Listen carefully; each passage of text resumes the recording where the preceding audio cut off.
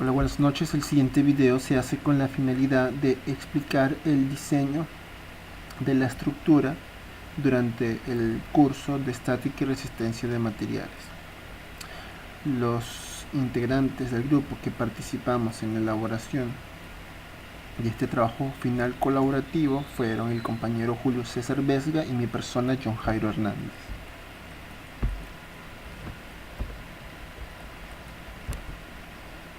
Durante la fase 2 tomamos el diseño de una search hub. Teníamos una estructura de 24 metros de largo y 12 metros de ancho, con una separación de 3 metros por search. Se hicieron los cálculos y se determinó que el número de cerchas requerido era de 9. También se calculó el área de influencia de las cerchas a partir del cálculo de la longitud de la cuerda superior, tomando en consideración que el ángulo de inclinación de la cercha era de 25 grados, lo cual nos dio que el área de influencia de cada cercha era de 39,72 metros cuadrados. También se tomó como base de cálculo la velocidad del viento de Cúcuta, que es 10 metros sobre segundo. Posteriormente, usando trigonometría, se calculó la longitud de cada uno de los elementos. Podemos ver que la longitud de AL, LK, KJ, JI, H y HG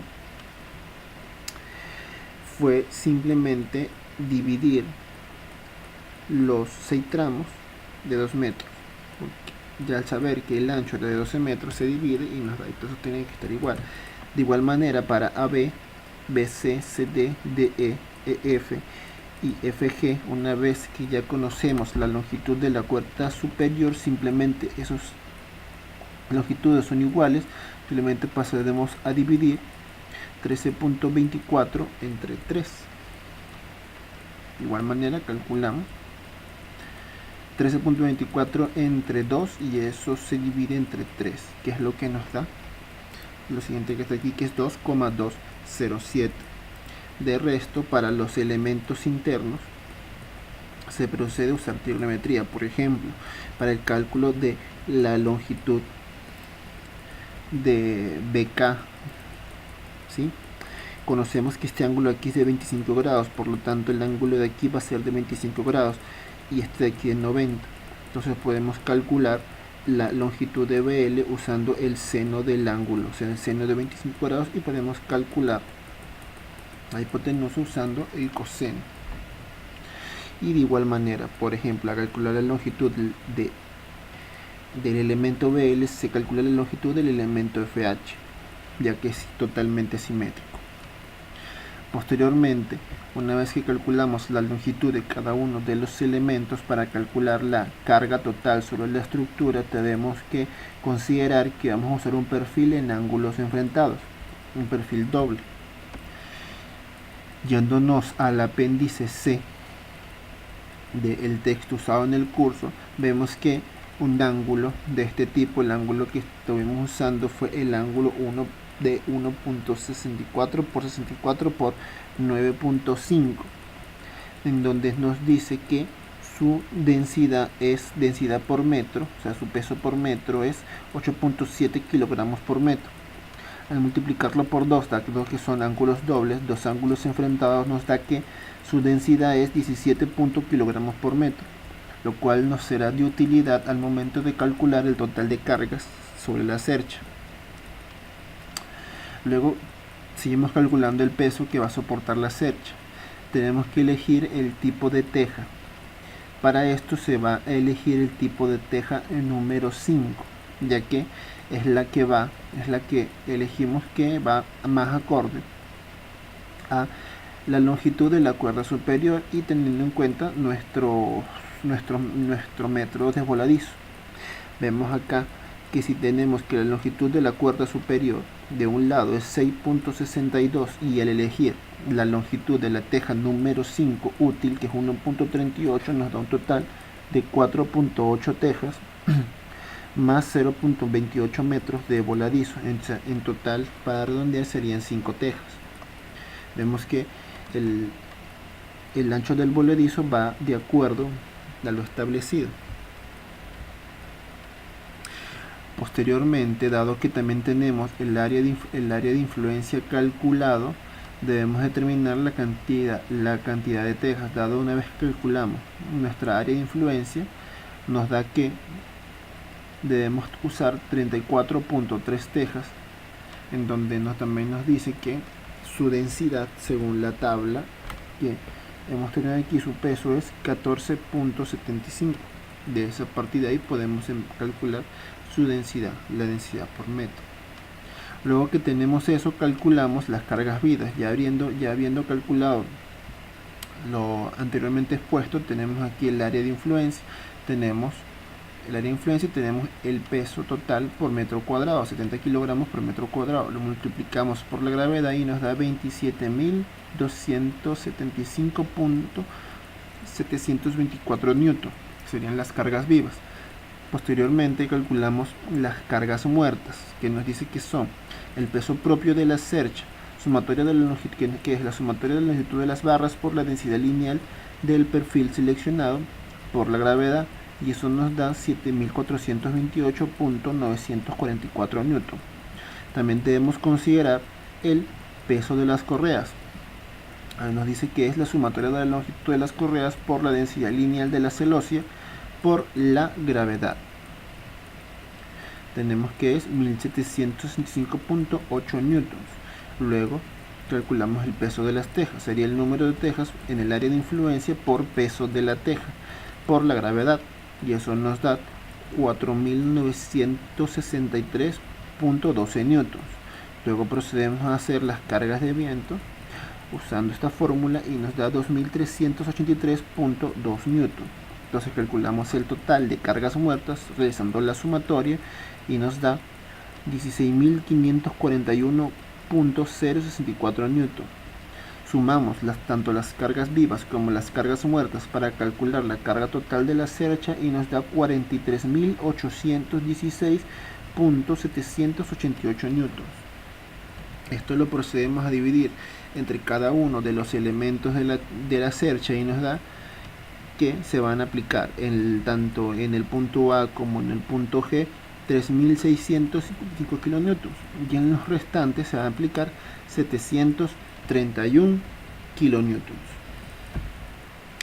Durante la fase 3 realizamos el cálculo de las fuerzas internas en cada una de las barras de la estructura por el método de nodos. Ahí cabe acotar que el método de nodos constituye establecer una sumatoria de fuerzas en cada uno de los nodos para determinar cada una de las fuerzas internas, sabiendo también que nos sirve con calcular solamente uno de los lados, dado que la cercha es totalmente simétrica. Vamos a realizar de ejemplo en el nodo A. Hacemos la sumatoria de fuerzas en X y la sumatoria de fuerzas en Y. Sabemos que esto debe ser igual a 0 y nos da que la sumatoria de fuerzas es 3,655 por 2 más 731 por 5, eso nos da 43.86 kilonewtons. Hacemos el cálculo de momento usando la longitud de las cerchas halladas y nos da que G de Y es igual a 21,93 kilonewtons. A partir de haber hallado el valor de G de Y, podemos hallar el valor de AY despejándolo de la ecuación, que nos da aproximadamente igual, 21,93 kilonewtons. Aplicamos el mismo método a cada uno de los nodos. Tenemos el nodo A, tenemos el nodo L, y posteriormente en el trabajo también se requirió hacer una comprobación por el método de las secciones. Vemos que en el LK por el método de los nodos nos dio 39.191 kilonewtons y por el método de las secciones nos dio el mismo valor. Luego de haber calculado cada uno de las fuerzas, le resumimos en la siguiente tabla, en donde también vemos, dependiendo del signo de la fuerza, si ese es negativo nos dice que está en compresión, si es positivo nos dice que está en tensión, y si es igual a 0 nos da que es un elemento de amarre.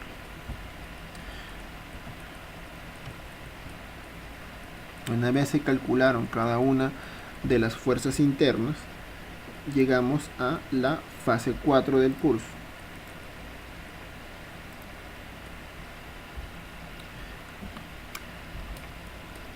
Determinamos cada uno de los esfuerzos para los elementos, para de esta manera calcular el factor de seguridad, lo cual es totalmente importante, dado que asumiendo que las columnas son de tipo de Euler, las columnas pueden llegar a doblarse, y si el factor de seguridad no es el adecuado, estas pueden llegar a ceder, o sea, a resquebrajarse. Tomando como consideración ya las longitudes de cada uno de los elementos y cada una de las fuerzas internas que ya se calcularon en las fases anteriores, procedemos a determinar cada uno de estos factores de seguridad. En esta tabla resumimos tanto la fuerza, tomando en consideración el área del perfil, ya lo vemos aquí ya en la siguiente tabla. Podemos calcular el esfuerzo normal, en donde el esfuerzo normal es la fuerza entre el área, eso nos da en megapascales, y el factor de seguridad sería dividido entre este valor. Entonces procedemos a tener cada uno de los elementos de tensión para poder determinar. Entonces nos da ya el admisible, que es 250 megapascales. Entonces determinamos el factor de seguridad de cada uno de los elementos de tensión. Podemos ver que el factor de seguridad de cada uno de los elementos en tensión es superior al valor requerido, que es 3. Ahora, para los elementos en compresión tenemos que usar la siguiente fórmula por carga crítica, y podemos ver que cada uno de los elementos está en el rango admisible. Podemos ver que cada uno de los pasos que realizamos durante el curso es realmente bastante importante al momento del diseño de una search. Muchísimas gracias.